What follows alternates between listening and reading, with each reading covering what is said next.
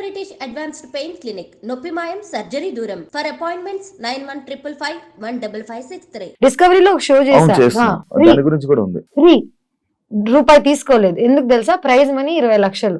నా బల్పు చూడు, నేను వెళ్ళి గెలిచేస్తానని. ఎందుకంటే that is the hunger I have for money. And నిజం చెప్పాలంటే నా క్యారెక్టర్ ఎంతమంది ఎవరేమనుకున్నా, నా బ్యాంక్ స్టేట్మెంట్స్ చూపిస్తే నా క్యారెక్టర్ అర్థమైపోతుంది జనాలకి.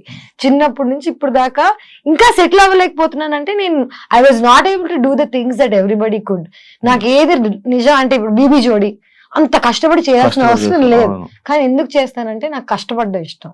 అండ్ టీవీ, సినిమా వీటన్నిటిని డిఫరెంట్ ట్రాక్స్ లో వేస్తారు, కానీ for me it's all talent. నేను డాన్స్ చేయగలుగుతాను, యాక్ట్ చేయగలుగుతాను, రియాలిటీ షో చేయగలుగుతాను, హోస్ట్ చేయగలుగుతాను. అంటే నాకే తెలియదు నేను వాట్ ఐ మేడ్ ఫర్. మనందరికి ఒకటి ఉంటది 14 క్రాఫ్ట్ లో ఏదోటి అంటారు కదా, నాకు తెలియదు. నేను ఇంకా ఎక్స్ప్లోర్ చేస్తున్నా. మేబీ 60 ఏళ్ళకి వస్తుందేమో ఫర్ ఎగ్జాంపుల్ నాకు సక్సెస్. You never know. నువ్వు నా స్టార్ యాక్ట్రెస్ అంటే నేను నమ్మలేకపోతున్నాను ఇమేజ్. ఎందుకంటే స్టార్ యాక్ట్రెస్ అంటే నేను టీవీ ఇవన్నీ చేసేదాన్ని కాదు కదా. I would have done 10 films and I've continued doing films. అది కొన్ని మధ్యలో కొన్ని వాటి వల్ల ఆగిపోవాల్సి వచ్చింది. అలా ఎలా తెలుస్తుంది చెప్పు? దేని వల్ల దేవి ఆగింది? నాతో పాటు చాలా మంది యాక్ట్రెసెస్ 10-15 ఏళ్ల క్రితం స్టార్ట్ చేశారు. ఐ డోంట్ ఈవెన్ నో వాళ్ళు ఇంకా టీవీలో కూడా పెళ్లి చేసుకుని పిల్లలు కనేసి దే ఆర్ లివింగ్. సో నాకు ఇంకా నేను ఈ రేస్ లో వెనకున్నా ఇంకా రేస్ లో అనేది నా ఫీలింగ్. అంతే, ఇంకా బతికి ఉందా ఎందుకంటే మధ్యలో నేను మానేసి చెక్కేసాను. స్పెయిన్ లో ఉన్నాను, థైలాండ్ లో ఉన్నాను, 6 నెలలు ఇండియా వదిలేసి. నాకేదో వెనకాల బాగా రిచ్ ఫాదర్ ఉన్నావు కటింగ్ లో వెళ్ళి అక్కడ హాస్టల్స్ లో ఇక్కడ అక్కడ. అంటే లైఫ్ ని ఎక్స్ప్లోర్ చేయడం కూడా చాలా important. As an artist explore చేయడానికి వెళ్ళిపోయావా ఇండియన్ వదిలేసి? ఎక్స్ప్లోర్ చేయడానికి కలిసిపోయి వెళ్ళిపోయాను నిజంగా చెప్పాలంటే. ఈ జడ్జ్మెంట్ వల్ల తేజు అంటే ఇది, తేజు అంటే అది అని అన్ని టైటిల్స్ పెట్టేసరికి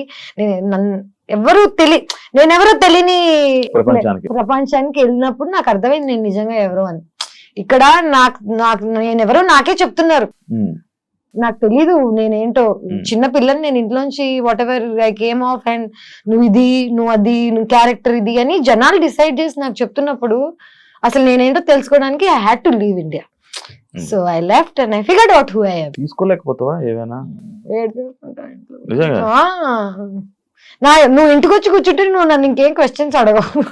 బాగా సానుభూతి చూపించాలి.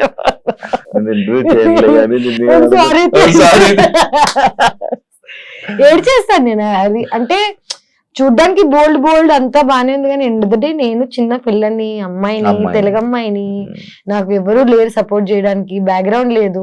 ఎవరైనా సూటిగా నన్ను ఏదైనా అడిగితే నాకు నేనే ఆన్సర్ చెప్పుకోగలగాలి. నా వెనకాల నుంచి ఫైట్ చేసే వాళ్ళు లేరు కాబట్టి ఆ నైఫ్, ఆ బోల్డ్నెస్ నాకు తప్పలేదు భయ్యా.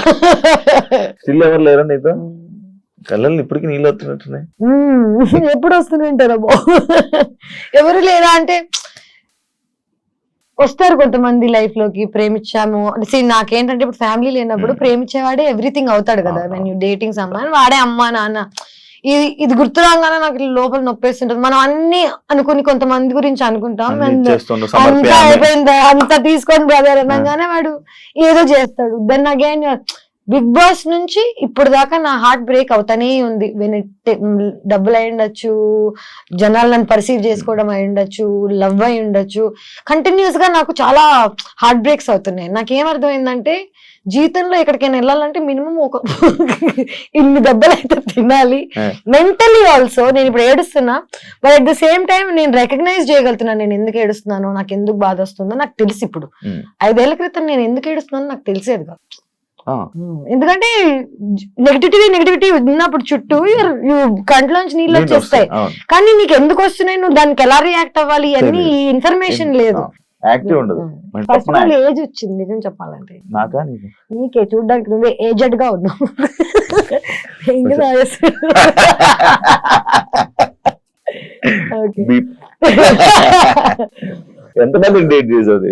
నేనా I'm at my 4th now.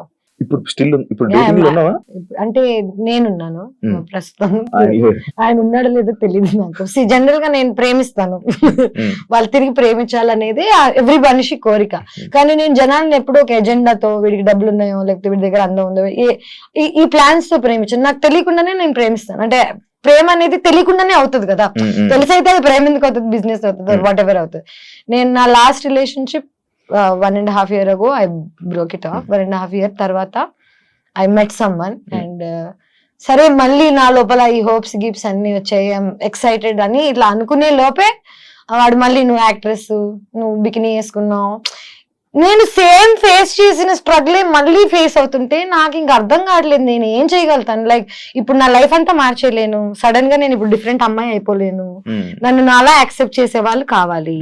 అలా అని ఇప్పుడు నాతో ఉన్న అబ్బాయిని నేను అర్థం చేసుకోగలుగుతాను. ఇంకోటి పాపం వాడు జెలస్ గా ఫీల్ అవుతున్నాడు, నేను బికినీ వేసుకున్నానో లేకపోతే నేను ఇన్స్టాగ్రామ్ నాకు ఇంత అటెన్షన్ వస్తుందనో నేను పాపం అర్థం చేసుకోగలుగుతాను, కానీ నేను వాడిని ప్రేమించమని ఫోర్స్ చేయలేను కదా.